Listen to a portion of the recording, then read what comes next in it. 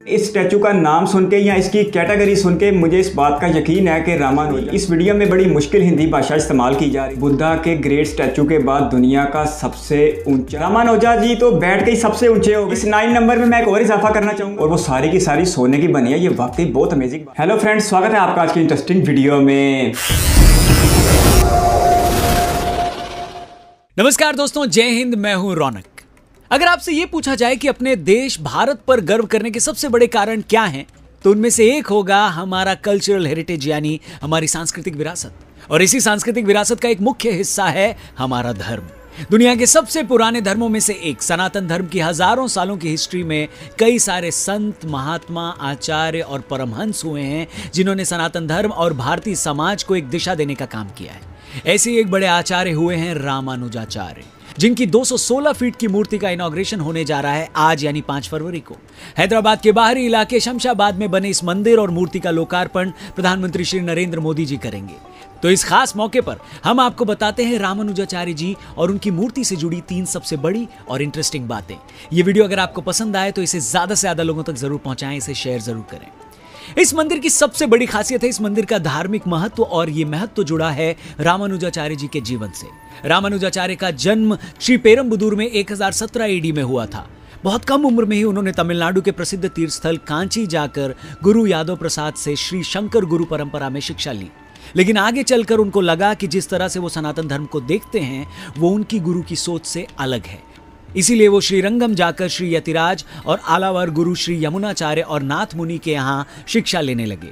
यहाँ उनकी अपनी सोच को आजादी मिली और उन्होंने हिंदू धर्म को एक नया स्कूल ऑफ थॉट दिया जिसका नाम था विशिष्ट अद्वैत वेदांत। उन्होंने धर्म की कई पुरानी परिभाषाओं को अपने लॉजिकल रीजनिंग से चैलेंज किया और सनातन धर्म की एक नई परंपरा शुरू की।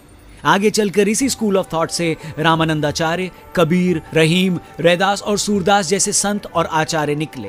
कहते हैं बाबा तुलसीदास भी इसी परंपरा से प्रभावित हैं। ऐसे महान विभूति की याद में एक ऐसा मंदिर तो होना बनता है जिसे देखने के लिए दुनिया भर के लोग आएं। इस मूर्ति को स्टैचू ऑफ इक्वालिटी का नाम भी दिया गया है और थाईलैंड के द ग्रेट बुद्धा के बाद ये दुनिया की सबसे ऊंची सिटिंग स्टैचू है। इस मंदिर की दूसरी सबसे बड़ी खासियत है नंबर 9। न्यूमरोलॉजी के अनुसार इस मंदिर के लिए 9 अंक को शुभ माना गया था और इसी वजह से इस मूर्ति और इस मंदिर से जुड़ी सभी खास चीजों को ऐसे रखा गया है कि उसका जोड़ 9 हो। जैसे कि 216 फीट की ऊंचाई, 108 मंदिर जो कि 12 आलवर तमिल संतों की 108 मंदिर यात्रा की याद में बनाया गया है, 36 हाथी की मूर्तियां, 54 कमल की पंखुड़ियां, 135 फीट त्रिदंडम की ऊंचाई, 27 पद्मपीठम और 108 सीढ़ियां। आपको मंदिर की कुछ और खास बात बताते चलें जिसमें 9 का जोड़ तो नहीं है, लेकिन ये बातें आपको रोमांचित जरूर करेंगी। इस मंदिर में पूजन के लिए एक छोटी मूर्ति भी बनाई गई है जो 120 किलो सोने से बनी है। रामानुजाचार्य जी ने 120 साल की उम्र में दुनिया को अलविदा कहा था, इसलिए इसे 120 किलो सोने से बनाया गया है। बड़ी मूर्ति के लिए कॉपर, ब्रास, गोल्ड, सिल्वर और टाइटेनियम का इस्तेमाल हुआ है। चीन की एक कंपनी ने इसे 1.5 साल में बनाया है। इंडिया में इसे 1600 टुकड़ों में लाया गया। 650 टन की इस मूर्ति को असेंबल करने में 9 महीनों का समय लगा। जब ये मैन्युफैक्चर हो रहा था तो हर 15 दिन पर भारत से एक टीम इसे रिव्यू करने जाती थी। रिपोर्ट्स बताते हैं कि बनने के दौरान इसमें 1800 बार बदलाव किए गए। इस मंदिर को बनाने में 1400 करोड़ रुपए खर्च हुए हैं और ये सारा पैसा भक्तों के दान से आया है। इसके उद्घाटन पर 1.25 लाख किलो देसी घी से हवन होगा। इस मंदिर की तीसरी सबसे खास बात है कि यह मंदिर भारत की सच्ची तस्वीर पेश करता है। ऐसा इसलिए कि रामानुजाचार्य खुद तमिलनाडु से थे। ये मूर्ति तेलंगाना की राजधानी हैदराबाद में बन रही है। इसके लिए राजस्थान से पिंक स्टोन और आंध्र प्रदेश और तमिलनाडु से ब्लैक स्टोन मंगवाया गया। इस पर माउंट आबू के कारीगर नक्काशी का काम कर रहे हैं, जयपुर के कारीगर रेलिंग का काम कर रहे हैं, तमिलनाडु के कारीगर दिव्य देशम की मूर्तियां बना रहे हैं और आंध्र प्रदेश के कारीगर दिव्य देशम के पत्थरों पर नक्काशी कर रहे हैं। गुजरात के रहने वाले और उत्तर प्रदेश के सांसद चुने गए प्रधानमंत्री श्री नरेंद्र मोदी मुख्य बड़ी मूर्ति का उद्घाटन कर रहे हैं और 13 फरवरी को महामहिम राष्ट्रपति अंदर की मूर्ति का उद्घाटन करेंगे जो कि कानपुर के रहने वाले हैं। तो हुई ना ये हमारे बुलंद भारत की एक बुलंद तस्वीर। तो आइए रामानुजाचार्य की जयंती के 1000 साल पूरे होने को सेलिब्रेट करें और उनको नमन करें, प्रणाम करें, जिन्होंने हमारे सनातन धर्म को एक नई दृष्टि दी। ये वीडियो अगर आपको पसंद आए तो इसे जरूर शेयर करें, हमारे चैनल को भी जरूर सब्सक्राइब करें। जय हिंद। ये स्टैचू ऑफ इक्वालिटी रामानुजा के एजाज में बनाया गया है जो हिंदुओं के एक फिरके शिव मत से ताल्लुक़ रखते थे। जैसा कि वीडियो में भी कहा गया कि ये बुद्धा के ग्रेट स्टैचू के बाद दुनिया का सबसे ऊंचा सिटिंग स्टैचू है, जिसकी हाइट तकरीबन 216 फीट है। मोदी जी ने इसका इफ्तिताह 5 फरवरी 2022 को किया था।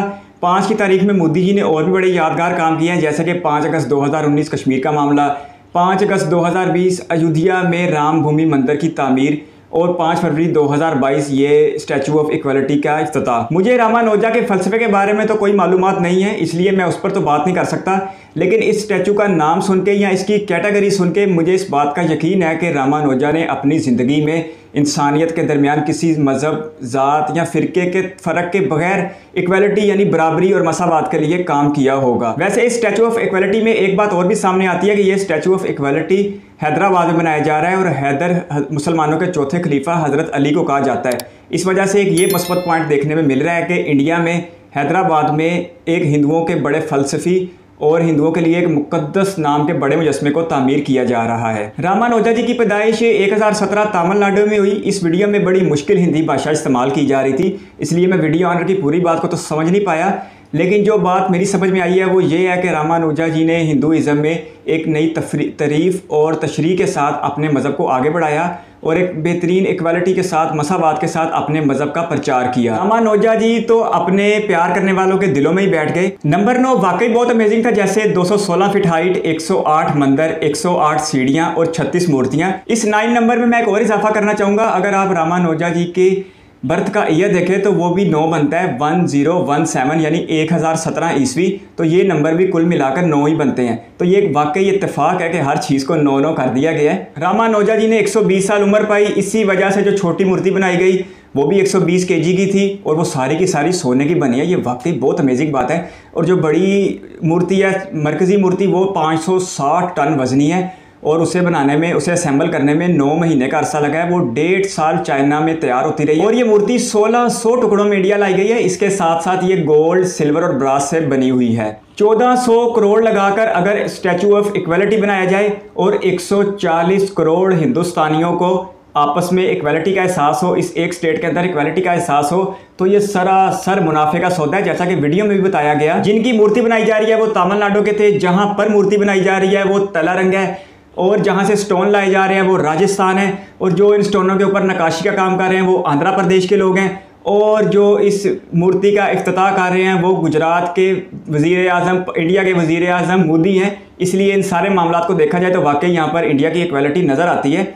वैसे यहाँ पर मैं वैसे एक बात कर रहा हूँ, अगर आप इस बात को महसूस ना करें तो इस स्टैचू ऑफ इक्वालिटी में चाइना का भी किसी हद तक हिस्सा है। जैसा कि इस वीडियो में बताया गया कि इस मूर्ति को चाइना में तैयार किया गया है, इसलिए चाइना के साथ भी कोई थोड़ी बहुत इक्वालिटी का मुजाहरा किया जाना चाहिए। और LAC line of actual control यानी इंडिया चाइना सरहद के ऊपर मामला कुछ बेहतर करने चाहिए। बाकी बहुत ज़बरदस्त, बहुत अमेजिंग किस्म की वीडियो थी और सच में स्टैचू ऑफ इक्वालिटी ने वाकई इंडिया में इक्वालिटी का एहसास पैदा किया है। इस पूरी वीडियो में मैं जिस चीज़ को सबसे गौर से देखता रहा वो रामानुजा जी के हाथ में पकड़ी हुई वो स्टिक सी थी जो उनके कंधे से ऊपर गुजर रही है। अब पता नहीं वो क्या चीज़ है, अगर आप में से कोई जानता है तो ज़रूर बताइएगा।